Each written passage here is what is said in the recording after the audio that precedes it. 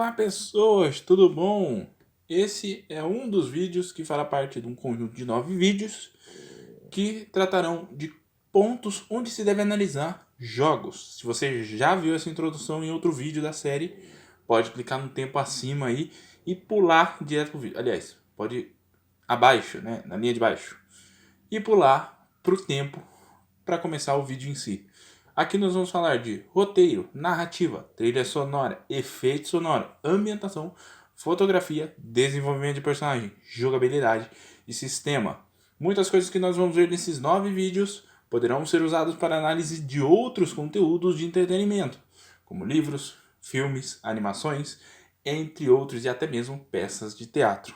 Então, fica aí e vamos curtir essa bela e maravilhosa história sobre como analisar as coisas. E vamos falar de narrativa, complementando as outras partes. Hoje nós falaremos da narrativa, que é muito mais conectada com o roteiro do que demais partes, porém a narrativa mexe muito no que a gente vai entender quando a gente for falar de personagens secundários e também de sistema em um jogo. Porque a narrativa, ela tem 3 tipos básicos de narrativas em jogos de videogame principalmente. Filmes e outras obras possuem uma narrativa mais direta, que é a famosa narrativa situacional, onde várias situações vão levando uma a outra.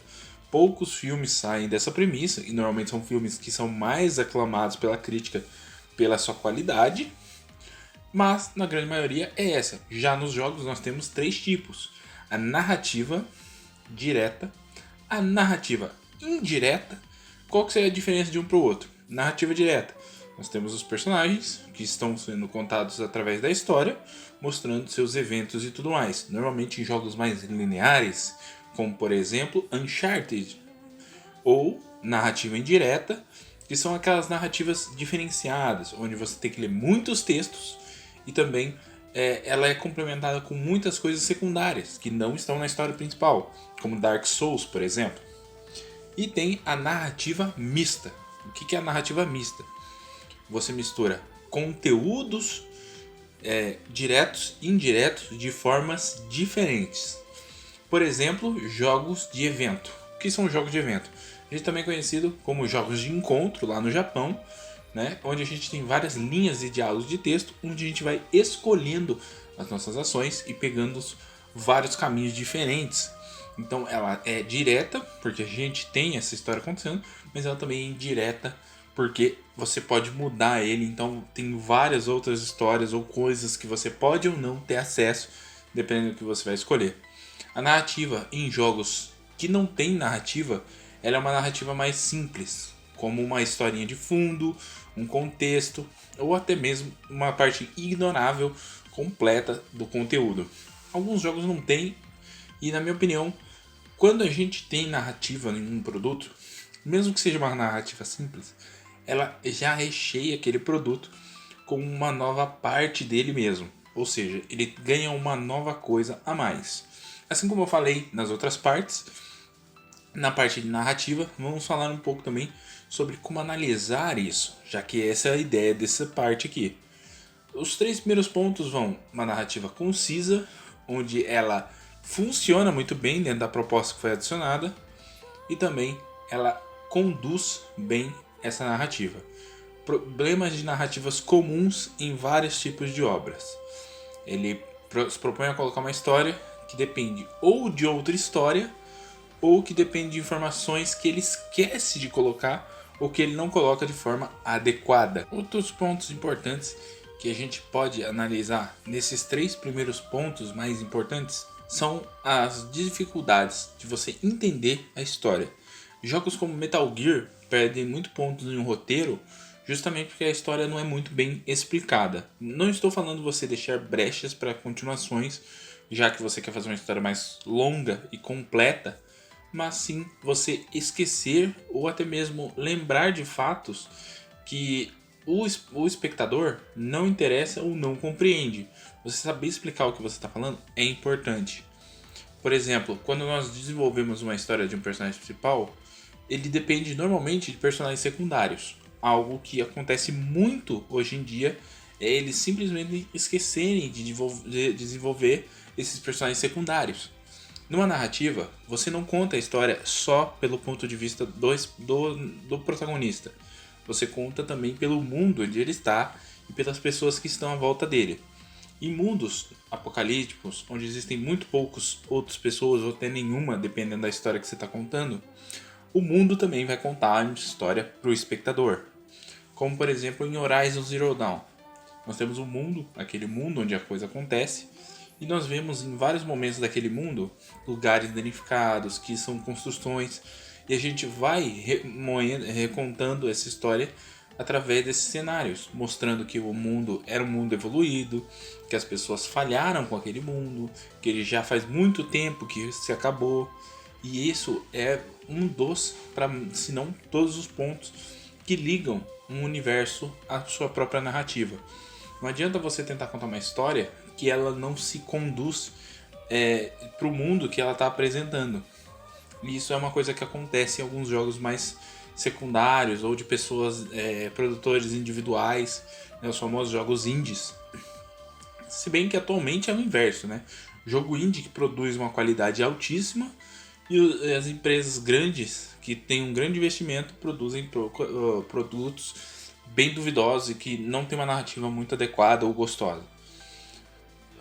Outro ponto, nós temos os JRPGs, ou os JRPGs japoneses, que tem um foco muito maior na história e menos nos outros detalhes. Ele também tem esse ponto de a história usar tudo que tem para poder contar ela. Então, se você pegar, por exemplo, franquia Final Fantasy, que nasceu como um JRPG, atualmente não é tão mais JRPG, você tem todo o conceito de Final Fantasy sendo abordado e mostrado como um JRPG que usa tudo o que tem à volta dele para trabalhar e demonstrar isso. Personagens secundários, o mundo. Existem Final Fantasy que usam criaturas, os monstros daquele mundo para contar a história. Como Final Fantasy XV mostra que o mundo é hostil através das criaturas que você enfrenta e a forma que elas agem. Então, tudo em um universo ele é importante para narrar como aquele mundo é. Outros pontos importantes que a gente tem aí são agora o 4 e o 5, seriam a narrativa concisa, ou seja, sem voltas e rodeios, e a narrativa direta de personagem. Qual que é esses dois aí? Nós temos a narrativa direta de personagem, é quando histórias são contadas através de personagens. Algumas obras não possuem isso e eles substituem com textos, que é o caso de Dark Souls. Já a segunda ideia é você ter uma narrativa assim que não fique rodeando muito. Não estou falando de você criar suspense para contar uma história. Estou falando realmente de dar voltas, voltar a vários assuntos repetitivos e não avançar com a história. Uma dessas coisas que acontece muito é em jogos da franquia Pokémon, por exemplo. Onde você fica rodeando em volta de coisas simples e a história em si não se desenvolve só lá pro final. Então é um problema comum. Atualmente a gente tem bastante disso. E é um problema que vem se agravando e aumentando. De ficar dando volta, não contar a história direito. Você passar 20, 30 horas jogando um jogo para ele não te contar uma história que ele podia ter reduzido ali em é uma coisa bem complicada. Então é difícil a gente ter hoje em dia no mercado produtos que mantenham essa falta de volta e mais conteúdo. Agora indo para o 7, 8, 9 e 10, eles são divididos em como a história tem adaptações do roteiro que melhoram a narrativa. Primeiro, desenvolvimento de personalidade, já que a narrativa vai trabalhar também a personalidade dos personagens. Porque o personagem que não confia em ninguém, ele não vai contar a história direto, ele vai ter que ganhar confiança, ele vai ter o seu momento.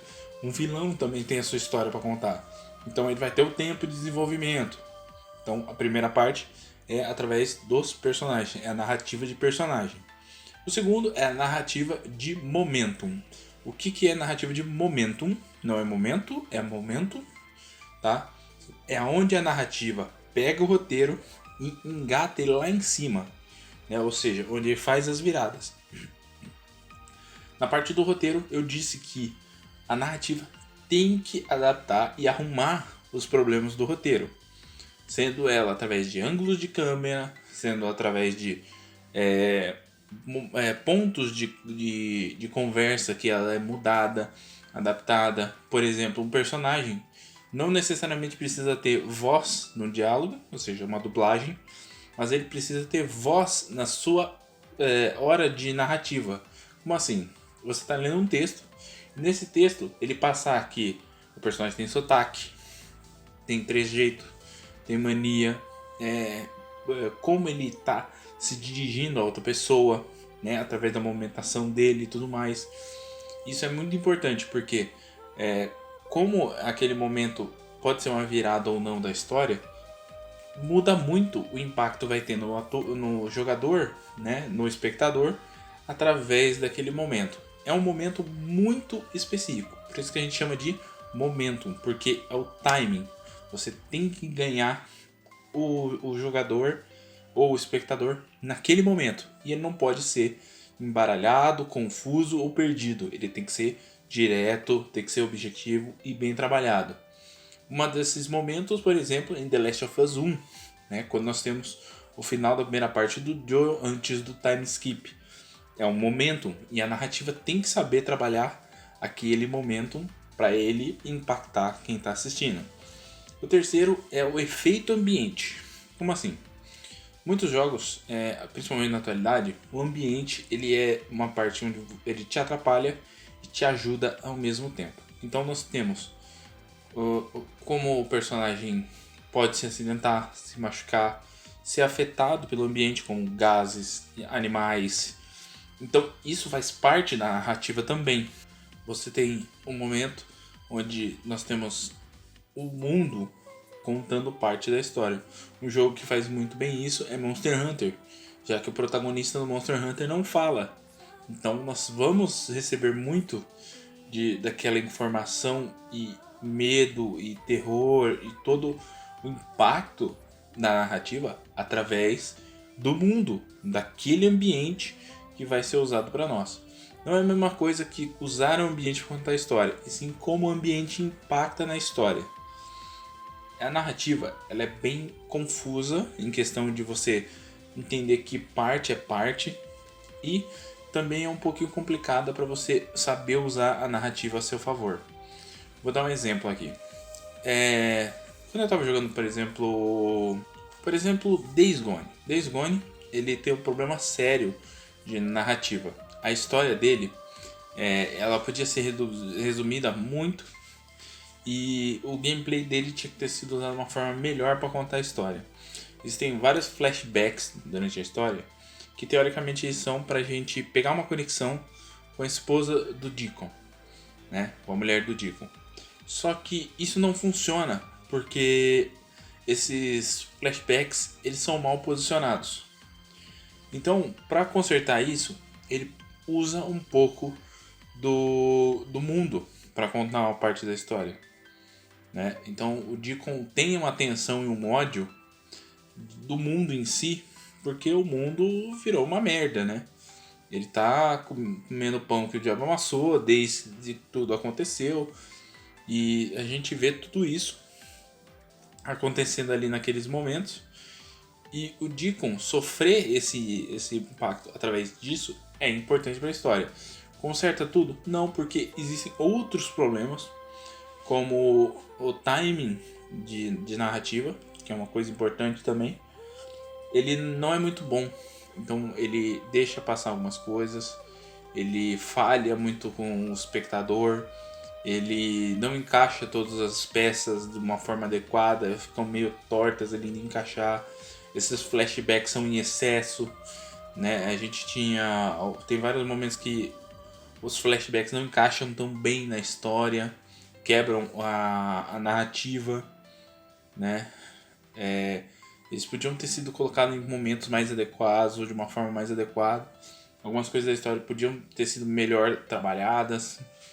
Aí é muito coisas que Para a maioria das pessoas passa, porque as pessoas não estão com esse olho clínico, mas se você parar para analisar dessa forma clínica, você vai ver que tem problemas ali. E desses 4 últimos, o que falta é a narrativa reversa. A narrativa reversa, ela é quando você tem que criar contrapontos na narrativa que atrasam o roteiro ou aceleram o roteiro. Esse daí eu vou usar um exemplo de mangá, tá? Tá passando um anime chamado Rental Girlfriend. Hint a Girlfriend, se não me engano que ficou em inglês. E ele é um anime que conta a história de um cara que é rejeitado pela namorada, né? A namorada dá um pé na bunda dele. Ele fica traumatizado e contrata uma menina como namorada de aluguel. Isso no Japão é normal, tá? Existem esse tipo de emprego, não é errado, nem crime, nem nada. Que são pessoas que querem aprender a namorar e não conseguem. Então nesse mangá, ele é um pouco lento, então muita coisa acontece e nada vai pra frente. É aquele problema de ficar rodando no mesmo ponto sem sair do lugar. Lembra que eu falei? Então, esse mangá, ele sofre muito na narrativa dele disso aí. Vai e não sai do lugar. Como você arruma isso? Isso não é problema do roteiro, tá? Porque, lembra que eu falei? O roteiro escreve a história, a narrativa que conta ela. Então, na narrativa, você tem que arrumar algumas coisas. Colocar alguns pontos que o roteiro não tem. Se você está construindo um mangá com isso, você tem que colocar algumas coisas na cena que vão fazer o espectador interpretar que aquilo não sai do lugar por algum motivo. Não fica claro, mas para quem conhece já pessoas mais ou menos parecidas, sabe que é realmente um trauma. A pessoa tem um trauma de lidar com relacionamentos e ele se colocou numa situação onde não consegue sair. Qual que é o ponto que eu quero chegar? Em determinado momento, para poder quebrar essa linha cíclica do roteiro, é introduzida uma outra personagem que ela vai totalmente na contramão da narrativa atual. Que é uma narrativa lenta, com situações confusas e constrangedoras, e os personagens não sabendo o que estão sentindo nem o que fazer. E vem essa mina com um caminhão a 300 km por hora atropelando todo mundo e quebrando totalmente esse ciclo, porque ela vai na contramão. Isso é narrativa reversa, é quando você coloca algo que a narrativa é totalmente serena e calma e vem uma coisa totalmente agressiva para quebrar aquela narrativa e modificar. Esse ponto pode ser ignorado em obras que não têm problemas anteriores de narrativa. A narrativa é uma das poucas coisas que, quando você vai analisar certas coisas, você simplesmente tira aquele ponto e passa para outra área ali que você acha que supre aquilo ali. Por quê? A narrativa não é como um roteiro, que fica presa a várias coisas e vários detalhezinhos, porque a história tem que ser complexa, tem que ser completa, tem que ser encaixada e tudo mais, e não sei o que. Quem viu lá na parte do roteiro vai entender que o roteiro é muito mais complicado e muito mais preso a si mesmo. A narrativa não. A narrativa ela pode ser dinâmica, diversa, divertida, ela pode usar o humor, pode usar a seriedade, pode usar o horror, o terror, tudo o que está ali. Tudo que está ali pode ser usado a qualquer momento para ser trabalhado e narrado na história. Então, a narrativa ela é muito mais fácil de se locomover e se localizar para contar a história. E ela usa tudo. Ela usa o roteiro, a ambientação, a fotografia. Tudo isso faz parte da narrativa como um todo. E os pontos principais são: quanto melhor ela usa isso, melhor é a narrativa. Jogos que tem uma narrativa muito boa, mas que o jogo em si não é lá muito bom, porque a história também não é lá muito boa, né? No geral, assim, né? Temos aí vários. Temos Digimon 2, que é um jogo muito mediano, mas a narrativa dele é legal. Nós temos Jedi Fallen Order, que ele tem vários problemas técnicos e o jogo também é mediano, a história dele é genérica em questão de Star Wars, mas a narrativa dele é sensacional, então mesmo com esses problemas a narrativa dele completa esses problemas que tem. God of War novo, onde a narrativa dele faz todos os problemas que os anteriores teve em ter uma péssima narrativa, o novo acertou. Então a lista é grande, o conteúdo é maior ainda e existem vários detalhes que a gente pode ver na narrativa que às vezes é o que vai fazer a gente gostar do produto. Metal Gear tem uma péssima narrativa, por exemplo, mas a gameplay dele se sustenta. Nós temos Final Fantasy em geral tem uma boa narrativa que usa bastante das suas próprias características para contar essa história. Então, os monstros indicam bastante sobre como a história se ela é mais séria, se ela é mais cartunesca. O ambiente diz pra gente bastante de como os personagens se sentem em vários momentos. Pra quem nunca reparou, tá? Final Fantasy sempre no momento mais dramático da obra, né? O mapa em si é um mapa mais dramático, mais tenso, mais complexo, com a coloração mais escura. Pega, por exemplo, Final Fantasy IX. Final Fantasy IX ele começa na cidade de Limblum, super colorida, porque tudo é legal, não sei o que. Aí vai ficando escuro. Nós temos o encontro do Zidane com a Garnet. Aí nós temos fogos de artifício, que mostra tipo uma conexão entre os dois personagens ali.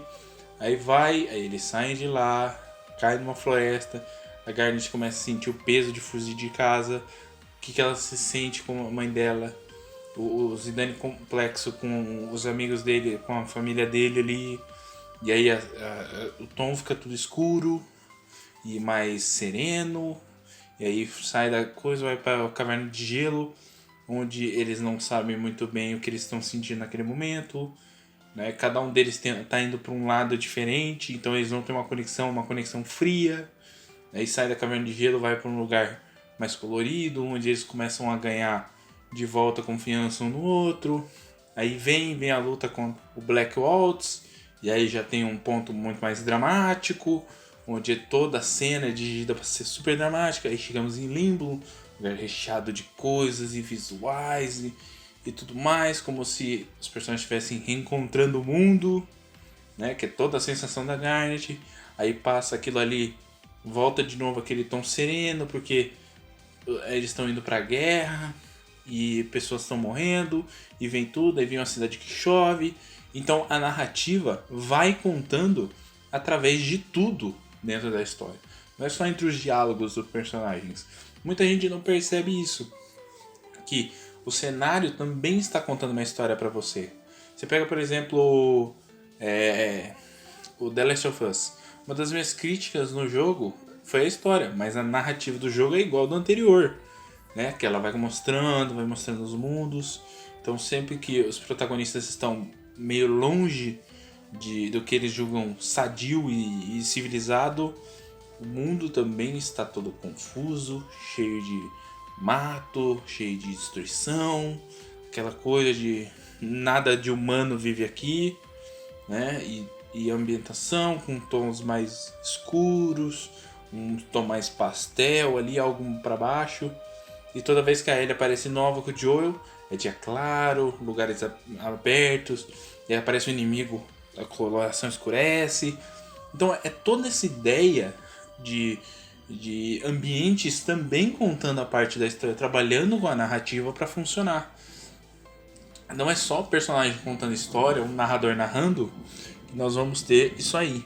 Um jogo que trabalha muito bem com isso é Rogue Galaxy. Eu estava inclusive mostrando hoje para um amigo meu. E Rogue Galaxy trabalha muito com isso. Nós começamos com o Jester, que é um cara que sonha em ter alguma coisa, em ser alguém na vida, mas não tem nada. Então deserto, ele começa num deserto árido, vazio, que não tem nada. Aí ele encontra Xala, aí já muda, ele vai para um planeta lá cheio de vida, como se para ele agora o mundo tivesse vida. E aí nós temos os inimigos, que também nem tudo que é bom, nem tudo que parece bom é. Então nós temos momentos tensos e pesados, e nós temos uma cidade toda mecanizada, onde nós sentimos que o conflito do Jester, que viveu numa cidadezinha pequena do deserto, enfrentando uma cidade, dando de cara a primeira vez com esse mundo, essa vastidão do universo através disso, porque a cidade é gigante, e ele sempre faz questão de fazer momentos amplos, e aí ele é preso, então a coloração da cidade muda, e além da narrativa de personagens contando a história, e toda a tensão entre os personagens e tudo mais. E aí, né, isso demonstra como a narrativa depende muito mais do que você está vendo do que você está ouvindo ou lendo. Por causa disso, porque parte do que você sente lendo ou ouvindo uma história, você perde quando você não vê. Pega um filme bom que você gosta, fecha os olhos e escuta só uma parte dele e vê se não falta alguma coisa. Vê se não falta uma essência. Eu sei que eu sempre falo da trilha sonora porque ela é muito importante. Ela complementa coisas que a gente não tinha, até a trilha sonora ser algo muito grande dentro da indústria como um todo do entretenimento. Atualmente a gente tem problemas sérios porque a trilha sonora parece que morreu com o tempo. E eles esqueceram que isso é importante. E agora quando sai um produto que tem uma trilha sonora, uma sensação diferente, ele afeta o espectador. E essa é a ideia da narrativa. Que a trilha sonora, que o ambiente, os personagens falando, que a história que você está vendo, tudo junto, mexa com você. O trabalho da narrativa é tocar você e falar, olha aqui, presta atenção que isso é legal, isso é interessante, isso é dramático, isso é doído, se conectar aos personagens de alguma forma. O roteiro, ele tem importância quanto a isso? Tem, mas a narrativa que vai fazer esse trabalho. E analisar a narrativa é muito mais do que esse personagem é interessante, esse personagem conta uma história importante, essa história está sendo bem contada. Não é só isso. É um todo. É um contexto que muitas vezes a gente deixa passar porque a gente ou não entende direito o que é narrativa ou não sente a narrativa como um todo e a gente não se conecta com ela. Então nós temos caminhos que podem ser perdidos porque a narrativa não condiz, nós temos pontos que às vezes se perdem no meio de tanta porcaria que a gente tem por aí, e a lista é grande, a lista é enorme para falar a verdade. Em questão de jogos que usam um sistema, por exemplo, como parte da narrativa, Death Stranding, Metal Gear, o Kojima sempre gostou muito de usar técnicas e sistemas para fazer parte da narrativa, né? Como no Metal Gear Solid, onde o Psycho Mantis lê o seu memory card com jogos da Konami, por exemplo. Então, ele adicionou um ponto a mais naquele contexto que te conecta com aquele produto e faz você sentir parte. E para finalizar tudo isso de narrativa que a gente falou aqui, vários pontos, diferente das outras partes, não dá para enumerar certinho cada vírgula das pontuações, né? Apesar de eu enumerar algumas aí, vocês viram que ela é bem dinâmica, não dá para ficar se prendendo a um ponto só. Nós também temos as narrativas ruins, né? Que é quando a narrativa não fala nada, não explica nada, não ajuda em nada, só atrapalha. Ou ela é totalmente ausente, como em algumas versões dos jogos do Mario, por exemplo, que é muito mais o gameplay do que a história em si, né? É meio perdida ou meio desconexa.